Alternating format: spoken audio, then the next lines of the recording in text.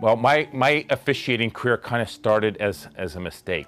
I was playing as a goalkeeper in an AYSO game, and after the game was over, the referee did not show up for the next game. And at the time, we were using a two referee system. So it wasn't the center referee and two assistant referees, it was two referee. And one of the parents on my team said, "Brian, why don't you come and help referee?" I said, "No, I don't want to do that." And I said, "But why are you picking me?" He says, "Well, because at the time, goalkeepers only wore black uniforms, and so did the referees." He says, "Well, you've got a black shirt." But I said, "I don't have a whistle." He says, "Don't worry, I got whistles, I have everything for you." I said, "Nah, I don't want to do it." He says, "Well, you're going to make $2.50. I said, "Okay." And back in 1974, $2.50 was a lot of money. So I said, "Okay, I'll do it."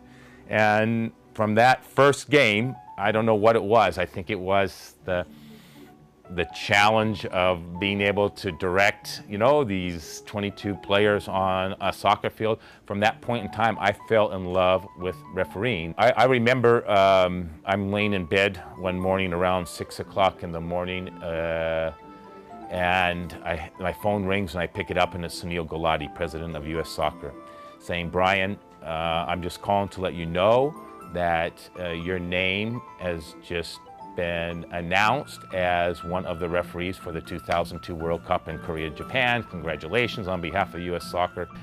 And again, it was one of these phone calls, like, it was surreal. Really?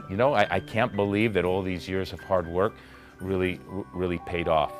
So that was the first positive thing that happened. And then the second thing that was phenomenal for me was that I had the opportunity to represent all 120,000 US soccer referees, from the lowest level to the highest level. So when I walked on the field, I felt I was being carried on the shoulders of all 120,000 referees. So I felt a huge responsibility to represent these referees and to show that American soccer is on par, and the referees are on par with officials throughout the world. And hopefully, I did a little bit to contribute to that positive perception of the American referee and American soccer. No one wants to give up officiating, and it just became the time my body was taking too long to recover from game after game, and I really saw an opportunity for me to give back something to US soccer, right? And the referees and the referee program that had done so much for me over the years.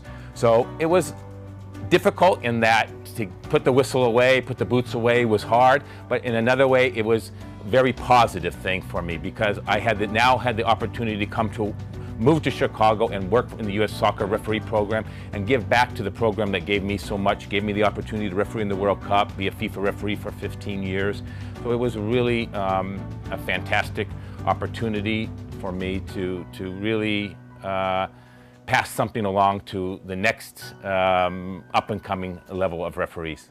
The next referees that are going to take the stepping stone to be national referees, MLS referees, NASL referees, Open Cup referees, or even FIFA World Cup potential referees. So being able to have the opportunity to work with those people, to identify them, help train them, is really the thing that excites me the most and gives me the goosebumps, like when you walk on the field before you blow the whistle to start a game. That kind of gives me the same kind of goosebumps that does. To be able to touch 1, 2, 3, or hundreds of referees in a positive way, that really kind of makes you feel a sense of accomplishment, and makes you feel that really the program that US Soccer has for the referees is working, because we are identifying people with potential, and the people that we have identified are becoming successful.